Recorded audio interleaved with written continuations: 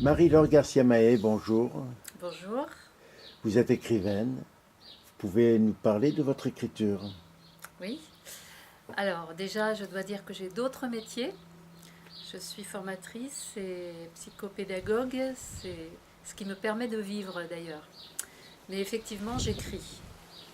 Et quel est votre premier roman? Donc, mon premier roman s'intitule Le mythe de l'enfant fondateur.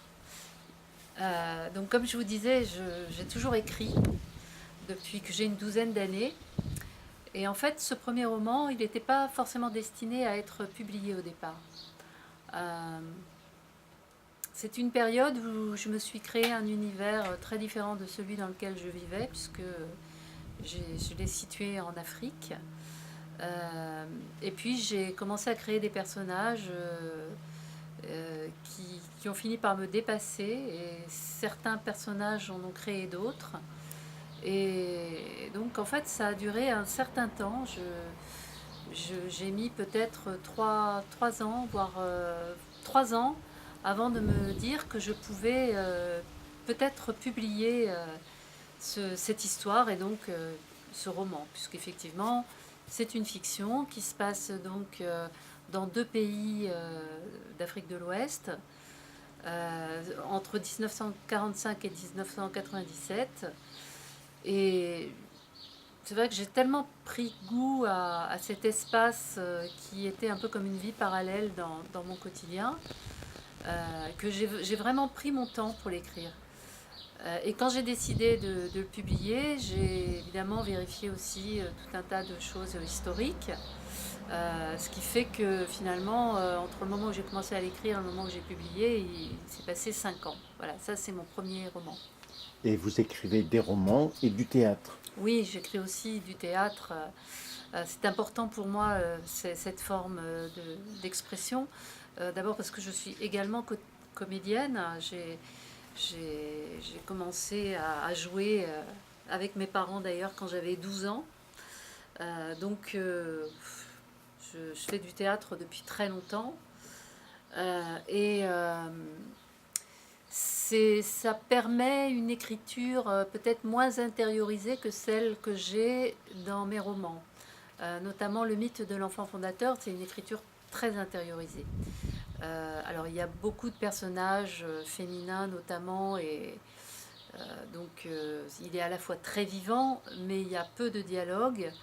Et voilà, et c'est vraiment très intériorisé. Alors que le théâtre, euh, ça permet plus de spontanéité, et je dirais que c'est une forme qui me permet aussi d'être plus légère, parce que dans mes romans, il y a une certaine gravité quand même. Et alors que dans mes pièces, il y a plutôt de la légèreté. Et donc j'ai vraiment besoin des deux. En tout cas, ce sont toujours des fictions. Oui, ce sont toujours des fictions, parce que justement, la fiction offre une chance extraordinaire qui est celle d'échapper à sa propre histoire, à son quotidien. Voilà, donc là, moi, je suis une femme, maman, qui vit à Marseille dans les quartiers nord. Et en fait, grâce à la fiction, je peux être, je peux vivre dans les quartiers sud de Marseille, je peux être une jeune Comorienne de 15 ans, je peux être un migrant en Espagne, voilà, je peux faire tous les métiers, je peux avoir tous les âges, et voilà, et avoir effectivement un autre genre que le mien. Euh, c'est c'est vraiment c'est passionnant effectivement la fiction. Alors euh, des fois ça me dépasse, hein, les personnages que je crée. En général, le premier, je le choisis, il m'obsède depuis un certain temps, et donc je me dis, il faut que j'écrive là-dessus, sur une fillette, par exemple, de 10 ans qui est en souffrance scolaire, puisque c'est le personnage principal de ma première pièce de théâtre. C'est vraiment cette petite fille de 10 ans et qui est en grande souffrance. Donc, je décide de partir de ce personnage qui m'obsède. Mais alors après, je me laisse dépasser, et souvent c'est mes personnages eux-mêmes qui en imaginent d'autres. Et là, je me laisse emporter par l'histoire. Je ne suis presque plus moi-même enfin, l'auteur, ou en tout cas, je suis l'auteur, mais je veux dire, je suis dépassée par... c'est après coup que je comprends même pourquoi j'ai été chercher tel ou tel personnage. Alors quand même, pour être un peu complète là-dessus, donc oui, effectivement, la fiction, c'est important pour moi. Néanmoins, j'ai eu l'occasion d'écrire un roman historique. Et là, c'est pareil, ça s'est imposé à moi. C'était absolument nécessaire de faire ce roman historique. Parce que donc j'ai participé, il se trouve que j'ai participé à un événement dont on a dit qu'il avait écrit une page de l'histoire de France. Donc cet événement, c'est la marche pour l'égalité de 1983 et que l'on considère effectivement comme faisant partie du récit national. Donc c'est un événement historique. Et donc, bon, moi j'ai vécu à Paris très longtemps. Euh, pour moi,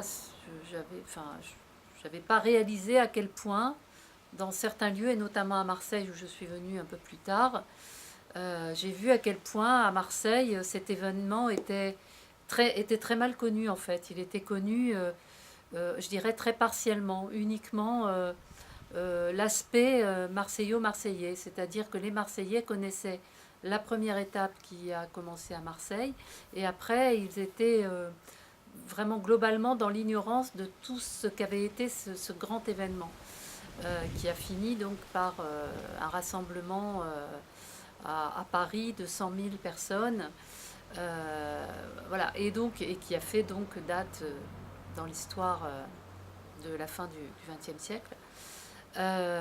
Et donc j'ai vraiment souhaité écrire ce roman historique. Donc j'ai inventé quelques personnages pour, pour le rendre un peu plus vivant, mais par contre tous les événements historiques sont réels et vérifiables. Voilà. Et vos deux derniers livres, c'est quoi? Dignes, libres et puissantes? Oui, alors, Alors, c'est quoi? Dignes, libres et puissantes, c'est celui-ci, Chez l'Harmattan. chez l'Harmattan. Effectivement, on peut encore en parler parce que c'est un roman que je porte encore, dans la mesure où il comporte tous mes thèmes favoris. Euh, L'Afrique. alors l'Afrique, effectivement, puisque l'Afrique est un un des terrains qui nourrit mon imaginaire très très fortement. Donc ça se passe en Afrique. Euh, et également, ce qui est important, ce sont les personnages féminins, qui sont des personnages tous, voilà, comme le titre l'indique, dignes, libres et puissants. Alors, en fait, ce sont des personnages qui sont assez pudiques, qui sont pas très forts en gueule, mais qui ont une grande force psychologique. Et du coup, qui ont une grande dignité aussi. Et ça, en fait, on le retrouve dans plusieurs de mes personnages. Euh, et puis alors la deuxième partie, dans ce roman, la deuxième partie, c'est la rencontre entre l'Europe et l'Afrique. Et je trouve que c'est complètement actuel, puisqu'il y a des liens enfin, qui sont historiques, évidemment, depuis 3-4 siècles à peu près, enfin plus même. Mais qui d'ailleurs ne sont pas près de s'interrompre, hein, ces liens entre l'Europe et l'Afrique. Donc la première partie, ça se passe en Afrique, et la deuxième partie, ça se passe toujours en Afrique, mais en Afrique du Nord cette fois, et avec une Européenne, voilà, qui rencontre les personnages de la première partie. Bon, pour être simple, en fait, c'est l'histoire d'une séquestration, et donc c'est aussi l'occasion de dire comment on peut être emprisonné réellement, ou comment on peut être sous le joug de diverses lois, ou le carcan de diverses traditions, et en même temps être libre. Donc ça me permet de parler de la capacité à être libre indépendamment des jougs qui nous emprisonnent. Voilà. Et nos premières fois. Alors, nos premières fois, c'est un nouveau genre pour moi, puisque Un recueil de nouvelles, je c'est un crois. recueil de nouvelles. Donc, effectivement, c'est un nouveau genre. Alors, donc, ce sont 13 nouvelles. Euh, Là, c'est aussi des, des univers particuliers, donc qui sont développés sur des temps assez courts, hein, puisque la nouvelle la plus courte fait 2 pages. Il s'agit d'une fillette de 9 mois qui découvre le monde en se hissant sur ses jambes.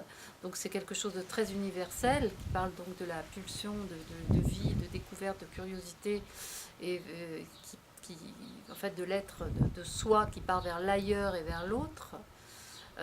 Voilà, donc ça commence par Léonie, 9 mois, qui va découvrir le monde, et ça finit par Miguel, 93 ans, qui, quand il apprend que son camarade de lutte, qui est reparti en Espagne à la mort de Franco, donc eux deux étant des républicains espagnols, donc quand il apprend que son camarade de lutte est reparti, est décédé, en fait il se repasse le film de sa vie. Et voilà, ce sont ces deux histoires qui commencent et qui terminent ce recueil de nouvelles. Et entre-temps, il y a tout un tas de personnages qui sont des enfants, des garçons, des filles, des adolescents, garçons, filles, femmes, hommes euh, et autres. Voilà, sans dévoiler toutes les nouvelles. Il y a des petites surprises. Euh, il y a et qu'est-ce que oui, enfin ce que je peux dire aussi, c'est que ce sont des bribes de vie, d'histoires singulières, euh, au cours desquelles se passe un événement particulier qui révèle à la personne quelque chose d'inédit et qui fait qu'après ce moment-là, la vie va continuer, mais de façon différente. Voilà. Donc c'est nos premières fois après une certaine prise de conscience. On continue la danse de la vie, mais de façon différente. Merci Marie-Laure Garcia-May. Merci.